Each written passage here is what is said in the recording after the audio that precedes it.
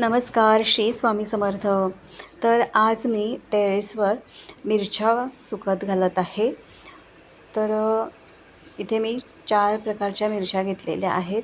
बेडगी मिरची आहे, त्यानंतर काश्मीरी मिरची आहे, संकेश्वरी मिरची आहे आणि गुंडूर मिरची आहे. अशी 4 प्रकारच्या मिरच्या घेतलेल्या आहेत आणि ह्याच्यामध्ये बाकीचे सगळे गरम मसाले येणार आहेत.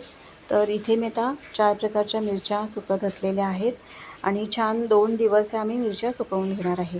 त्यानंतर इथे धणे, बडीशेप, काळी मिरी आणि दालचिनी हे सुद्धा सुकत घालणार आहे. तर हे सगळं मी एक दिवस सुकवणार आहे आणि मिरच्या 2 दिवस सुकवणार आहे. तर आज हे सगळे मसाले सुकत घालते आणि उद्या बाकीचे मसाले आहेत, खडे मसाले, ते थोडा वेळ 1-2 तास फक्त उन्हामध्ये ठेवणार आणि छान मी भाजून घेणार आहे. तर सगळे गरम मसाला आहे, इथला खडे मसाले आहेत, धणे, बडीशेप, काळी मिरी वगैरे हे सगळं मी घरी भाजणार आहे आणि फक्त मिरची तिकडे डंकावर तिथे मसाला कुटून घेणार आहे ना, तिथून भाजून घेणार आहे. तर अशा पद्धतीने सगळी मिरची सुकत घातलेली आहे आणि 2 दिवस असं सुकवणार आहे, म्हणजे छान मिरची सुकेल आणि छान मसाला छान बारीक होतो त्यामुळे. म्हणून मिरची छान 2 दिवस मस्त सुकवून घ्यायची. तर बघा इथे छान मिरची सुकत घातलेली आहे आणि हळकुंडसुद्धा आणलेली आहेत. मला हळदसुद्धा बनवायची आहे, तर हळकुंडसुद्धा सुकत घालणार आहे इथे. आणि हे बघा इथे हळकुंड आणलेली आहेत आणि हळकुंडसुद्धा 2 दिवस सुकवणार आहे.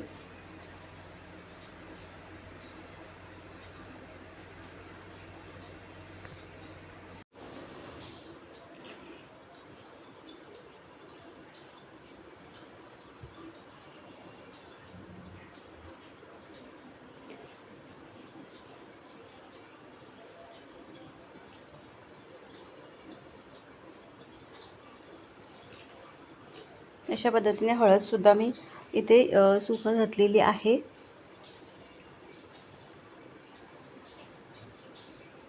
दोन दिवस सुकवून डंकावरून छान कुटून घेणार हळद. बघा आता मी इथे डंकावर आलेली आहे आणि हळद आपलं कुटण्याचं काम चालू झालेलं आहे.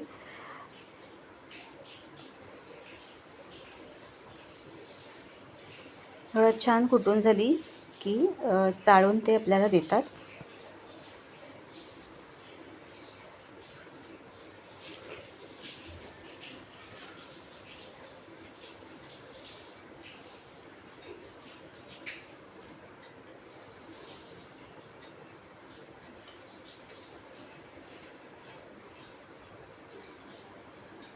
आणि आता इकडे मसाला भाजण्याची, मिरची भाजण्याची सुरुवात झालेली आहे. तर गरम मसाला चुका करून भाजून आणला आहे आणि आता फक्त मिरची भाजायची आहे, ती इथे मी भाजून घेते यांच्याकडून. आपल्याला हवी तशी मिरची भाजून देतात ते.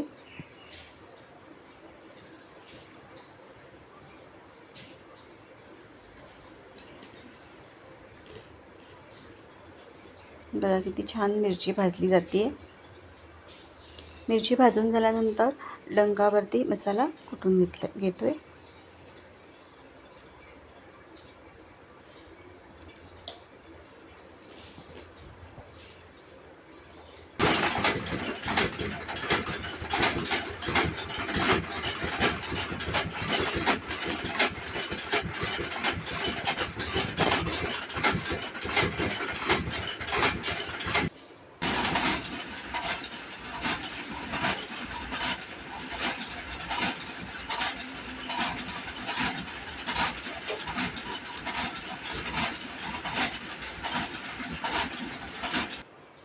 मसालासुद्धा कुटून झाल्यानंतर चाळून दिला जातो आणि चाळल्यानंतर पुन्हा एकदा ते डंकामध्ये टाकतात आणि 10-15 मिनटं पुन्हा ते फुटला जातो मसाला.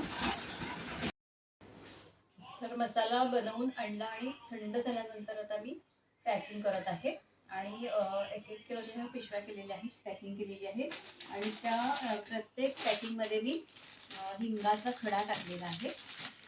बघा